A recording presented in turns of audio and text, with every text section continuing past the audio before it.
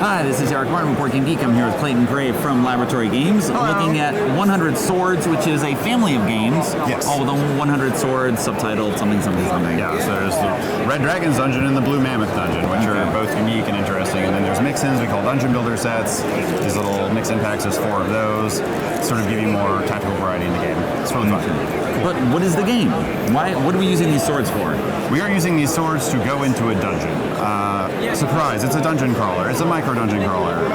So the gist is, you're going into a dungeon, you're trying to get as much gold as you can. There's a boss monster, and you're in the last 10 cards. You want to be the one between you and your friend. It's a 2-player game. We're looking at adding 3 and 4-player support, but you really want to get in there and get as much gold as you can. Right. Okay. Right? How do we do this? What equipment do we start with? So we start with these 3 cards. We've got the Awkward Sword, the Crappy Sword, and Boots. So let's just feature those for a second. Cool.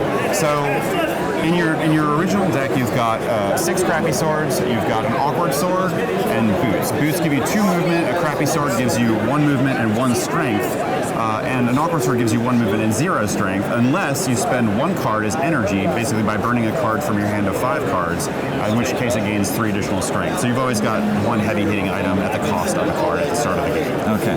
Cool. So once you've got your basic set of 9 cards per player, you drop a hand of 5, and then you start to explore the dungeon of 5 cards. Okay. And as we explore the dungeon, what is that going to look like?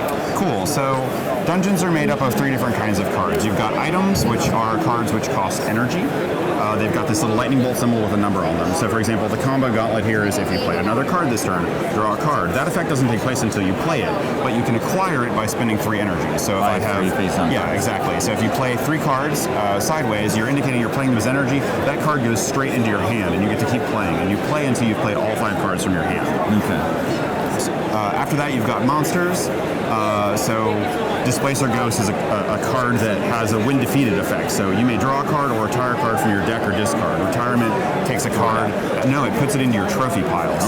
So in addition to having your deck and your discard, you've got a trophy pile. So whenever you defeat a monster, you place that above your deck and discard, and it's worth gold. So that's there at the end of the game. Okay. So that just are cards that are out of circulation. Retirement takes a card from your hand and then puts it into the trophy pile. Okay. That's how you refine your deck down. You collect the skins. Yeah, exactly. Okay. All right, so we got monsters, good items. Yep, and then there are also obstacles, which are the last kind of card. This is a wooden door. It's impassable, and it's got a lock icon. So we have these rental items, like this key, which would allow you to pass it. So rental items are required before you go into the 5-card dungeon. So you've got the key, which allows you to unlock locked items. There's a chest that's locked.